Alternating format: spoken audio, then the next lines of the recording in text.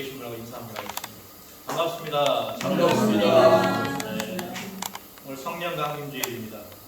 우리 기독교의 3대 절기 중에서 성탄절, 그 다음에 부활절, 성령 강림절 가장 중요한 절기가 아닐 수 있습니다.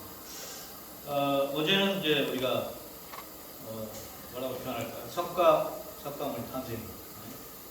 그래서 하루 종일 페이스북에 보니까 하루 종일 이제 절에서 뭐 하고 이런 것도 있어서 저는 아주 인터넷을 끊었습니다. 보기 싫어서. 오늘은 성령 강림, 성령님의 생일입니다. 생일. 예수님께서 부활하신 후에 50일 후에 성령님을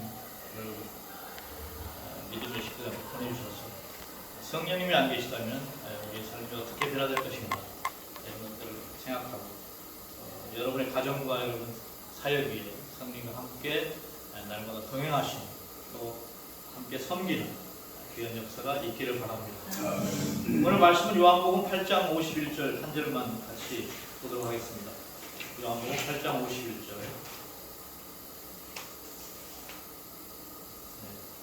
함께 읽겠습니다. 진실로 진실로 너희에게 이르노니 사람이 내 말을 지키면 영원히 죽음을 보지 아니하리라. 아멘. 조건부를 달고 있습니다. 사람이 내 말을 지키면 영원히 죽음을 보지 아니하리라. 내 말을 지킴이라는 뜻에 주목할 필요가 있겠습니다. 내 말을 지키면 붙들다, 준행하다, 또 말씀을 지키다 이런 뜻입니다. 우리 요한복음의 저자 사도 요한이 즐겨 사용하는 표현으로서 요한복음에 18번 등장합니다. 또 요한일서에는 7번, 요한계시록에는 11번 사용하고 있습니다.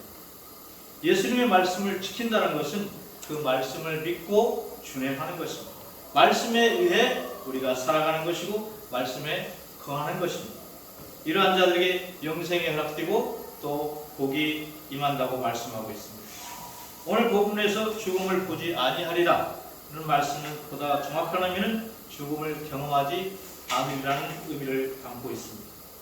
죽음은 사악한 유대인들에게 있어서는 심판의 결과로서 필연적으로 직면할 상황이지만 우리 예수님의 메시지를 실행하는 자의 몫은 결코 아니라고 하는 것입니다. 왜냐하면 죽음은 죄의 삭심으로 예수님의 피로 죄를 씹은 성도들에게는 더 이상의 죽음이 없기 때문에 우리 그리스도인들은 육신의 죽음을 당하게 되지만 그러나 주님의 재림 전까지 그 잠시의 시간은 우리가 안식 기간일 뿐이라는 것입니다. 남미 우루과이에 있는 작은 교회 성당에 이런 글씨가 적혀 있다고 합니다. 제가 한 10가지인데요. 한번 읽어드리겠습니다. 세상 일에만 빠져 있으면서 하늘에 계신 아버지라고 하지 마라. 나 혼자만의 이익을 생각하며 살아가면서 우리 아버지라고 하지 마라. 자기 이름을 빛내기 위해 강가님을 쓰면서 아버지의 이름이 거룩히 여김을 받으시라고 기도하지 마라. 물질 만능의 나를 원하면서 아버지의 나라가 임하시라고 하지 마라. 내 뜻대로 되기를 기도하면서 아버지의 뜻대로 이루어 주소서라고 기도하지 마라. 죽을 때까지 먹을 수 있는 양식을 쌓아두려고 하면서 일용할 양식을 주소서라고 하지 마라. 누군가에게 아직도 노여운 마음을 품고 있으면서 우리의 죄를 사하여 달라고 하지 마라. 죄지을 기회를 찾아다니면서 우리를 시험에 들지 말게 마옵소서라고 하지 마라.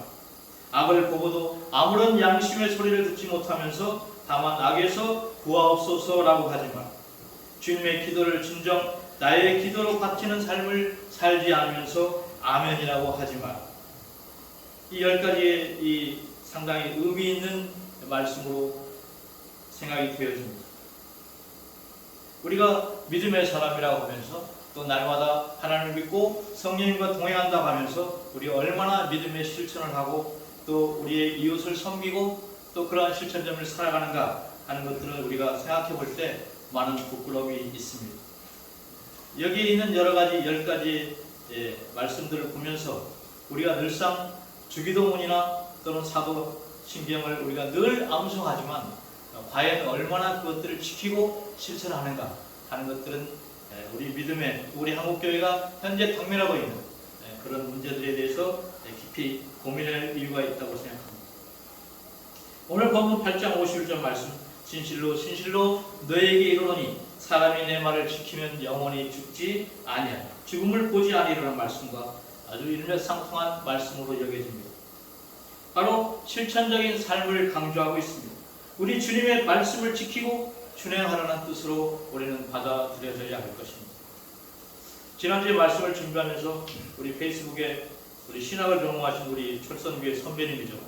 한국교회 현 추수라는 글을 올렸습니다. 그래서 어느 책이라고는 아직 말씀을 안 하시고 계시는데 제가 시간이 좀 있지만 소개해드리려고 합니다.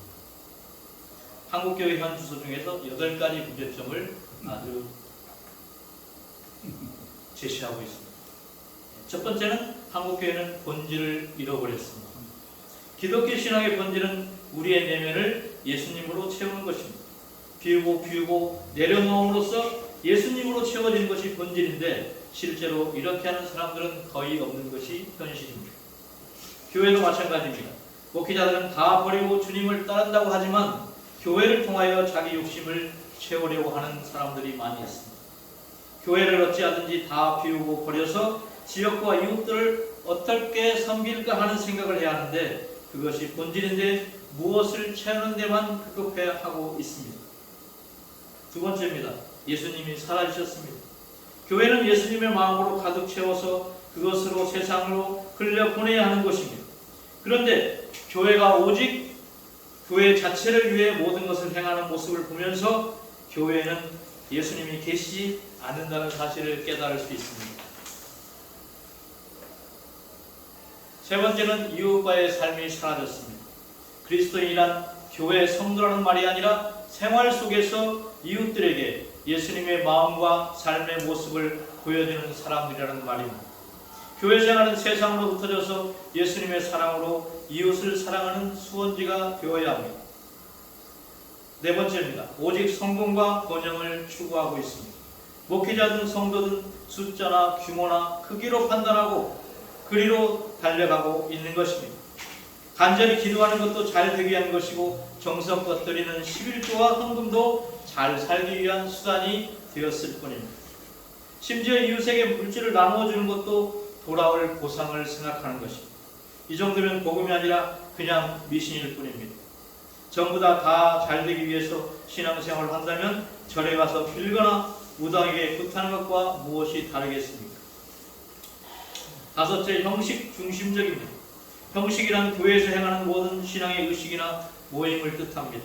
교회에서 자주 모이는 것은 좋지만 목적은 흩어져서 예수님처럼 사는 것이어야 하는데 거의 그렇지 못하다는 말입니다. 궁극적으로 우리의 믿음은 세상을 향해 합니다. 여섯째, 결과 중심적입니다. 교회에서는 성도들에게 예배 참석, 기도 의무, 전도 열매, 성장, 성경 통독, 헌금과 같은 외적인 요소들만을 강조합니다. 또 이런 행위에 대해서 칭찬하고 시상하고 도전을 주고 교회를 뜨겁게 만들려고 합니다. 목회자들도 크게 부흥하고 성공하고 커지고 큰 열매들을 짧은 시간에 달성한 사례들을 쫓아다니고 있습니다. 찾아다니는 않더라도 그런 사례를 부러워하고 은근히 그런 방향으로 나아가려고 합니다. 이러한 결과를 쫓아다니는 것은 우상 숭배에 해당된다는 사실을 알아야 합니다. 하나님과의 관계를 무시하고 외적인 결과들만을 쫓아다니게 되기 때문입니다. 일곱째, 생존 중심적입니다. 오늘날 교회도 생존을 위해서 존재하는 것처럼 보일 때가 많습니다. 목회자도 생존을 위해서 일하는 것 같습니다. 신앙생활의 목적도 기도 제목도 헌금도 전부 생존만을 위해서 향하는 것처럼 보입니다. 영원한 생명을 소유하면 죽든지 살든지 주의 영광을 위해서 살게 되는 것입니다. 여덟 번째, 마지막으로 목사 중심적입니다. 목회자가 마치 주님처럼 모든 것을 좌지우지하는 것처럼 보입니다. 목사는 성도들이 예수님과 가까워지도록 돕는 역할을 해야 하는데 목사가 성도의 모든 것을 좌지우지하고 있는 것입니다. 성도들의 인식도 그렇게 고착되어 버렸습니다. 하나님께 맡기고 그저 사랑하면 모든 사람과의 관계도 좋아집니다. 이것이 생명의 길인 것입니다. 우리는 예수 그리스도의 말씀을 지키기 위해 태어난 존재입니다. 예수님도 하나님의 말씀을 지키기 위해서 이 땅에 오셨습니다. 그리고 다 행하셨습니다. 네, 여러분 어떻습니까? 우리 선배님이라고 하면 금방 알아차리실 것 같습니다. 주님 앞에 다시 우리 자신을 돌아보며 믿음이 무엇인가, 또 믿음으로 새롭게 결단해야 할 것이 무엇인가, 이 시간에 우리 함께 또 고민하고 또 결단하는 시간이 되기를 바랍니다. 참다운 그리스도인의 삶을 살아가는 저와 여러분이 되시기를 바랍니다. 그런 면에서 본문에서 나타난 우리 주님의 말씀을 지키기 위해서 제가 세 가지의 믿음이 필요하다고 강조하고, 그 믿음이 무엇인지 함께 은혜를 나누고자 합니다. 첫 번째는 행함의 믿음입니다. 우리가 신앙생활을 하면서 사랑이 없다면 공허한 맹아리가 될 것입니다. 그래서 우리는 꽹과리와 같다고 하신 것입니다. 구원을 받았다고 자기 자신을 세뇌시키면서 아무것도 순종하지 않는 것이 문제일 것입니다. 그것은 가증한 것입니다. 우리는 거짓 복음과 전쟁해야 합니다. 기복 종교 생활이 가장 큰 우리의 적인 것입니다. 사도행전 20장 22절에 이렇게 기록합니다. 보라, 이제 나는 성령에 매여 예루살렘으로 가는데 거기서 무슨 일을 당하는지 알지 못하노라. 우리는 생명의 냄새가 나야 그리스도인입니다. 생명의 냄새는 십자가에서만 나는 것입니다. 우리는 사나 죽으나 예수 그리스도만 존귀하게 받들고 우리 주님께서 걸어가셨던 그 험난한 길을 따라가야 하는 것이 우리 그리스도인의 자세입니다. 그것이 십자가의 길인 것입니다. 우리 자기 자신을 위해 사는 것은 사망의 길이요 절망의 길입니다. 이 길은 기복 종교인들이 걸어가는 길입니다. 이런 사람들이 주님께 헌신하고 선교한들 무슨 선교가 되겠습니까? 거짓된 것을 전하는 것일 뿐입니다. 고린도전서 15장 32절은 이렇게 기록합니다. 형제들아, 내가 그리스도 예수 우리 주 안에서 가진 바 너희에 대한 나의 자랑을 두고 가능하노니 나는 날마다 죽노라. 우리의 삶이 날마다 사순절이면 우리는 진정으로 세상을 이기게 될 것입니다. 우리의 목숨까지라도 주님께 맡기고 말씀을 가르치고 지키는 일에 헌신해야 합니다. 이것이 선한 싸움이요 천국의 삶을 살아가는 것입니다. 여러분은 선한 싸움을 싸우고 있습니까? 세상을 이기는 증거는 무엇입니까? 세상 끝까지 주의 죽으심을 증거하는 길입니다. 날마다 죽는 길을 선택하는 것입니다. 복음을 전하기 위해 우리의 모든 소유를 팔아 세상을 섬겨야 하는 것입니다. 우리가 좋아하는 사도 바울은 그렇게 새하늘과 새 땅의 삶을 살아갔습니다.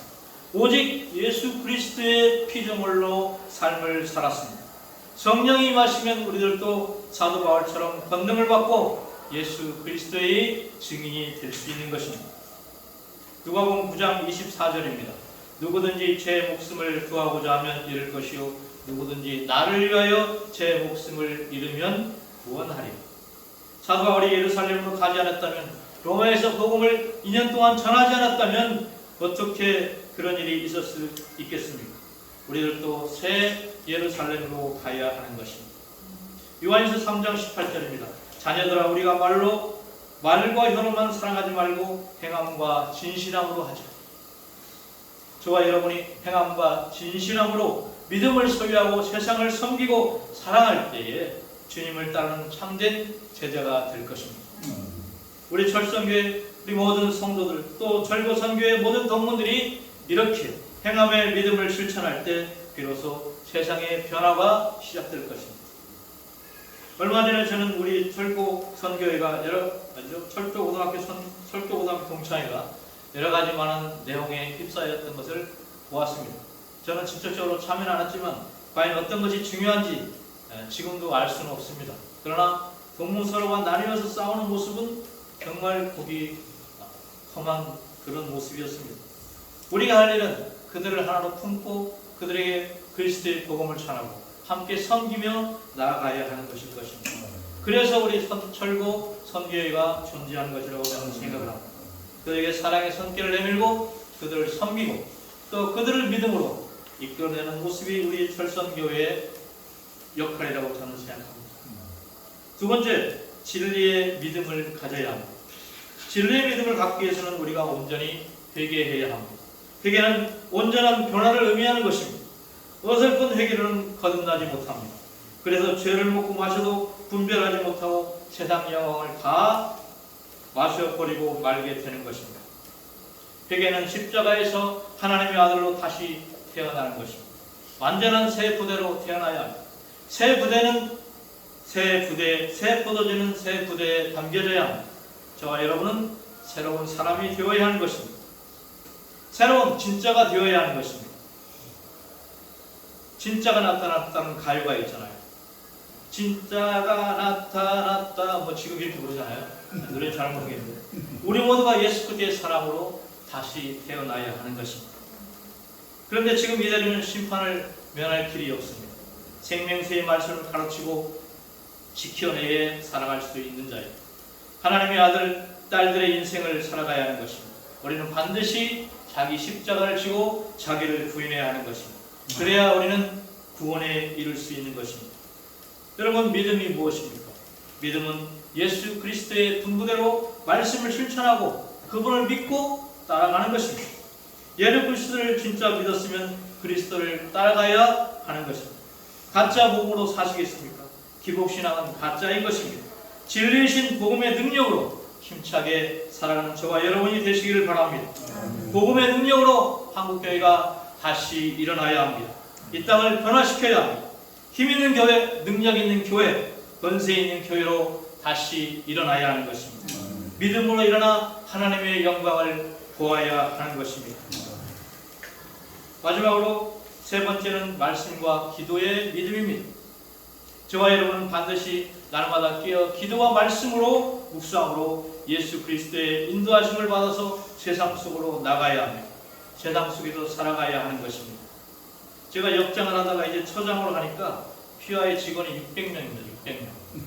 매일 기도하지 않으면 안 됩니다. 그들이 한 사람이 어떤 사고를 당했을 때 저의 목숨은 파리 목숨이 되더라고요. 그래서 매일 묵상하고 기도할 수밖에 없어요. 제가 그들을 컨트롤할 수 있는 아무런 능력도 고난도 없는 것입니다. 어디서 열차가 어디서 탈선되고 충돌하고 직원이 다치면 다 저의 책임입니다. 영업의 수장으로서 모든 걸 책임져야 되기 때문에. 그렇지만 그들 한 사람 한 사람을 어떻게 제가 컨트롤하고 통제할 수 있겠습니까? 600명을 아무도 통제할 수 없습니다. 그래서 하나님께 맡기고 기도할 수밖에 없는 것입니다. 그래서 저는 뼈저리게 말씀을 묵상하고 기도하는 일에 전념할 수밖에 없는 그런 운명에 처해져 있는 것입니다. 고린도서 15장 58절에 보니까 그러므로 내 사랑하는 형제들아 견실하며 흔들리지 말고 항상 주의 일에 더욱 힘쓰는 자들이 되라.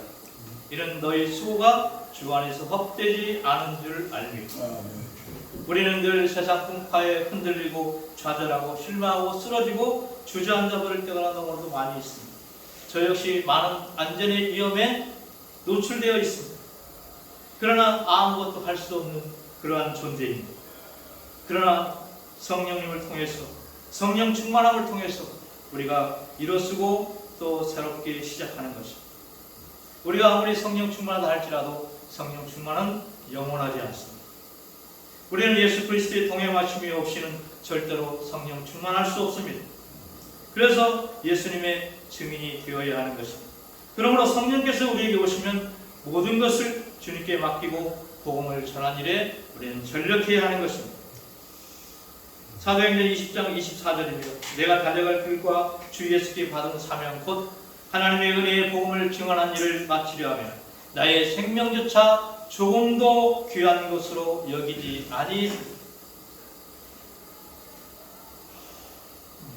위대한 사도 바울의 고백이 아닐 수 없습니다.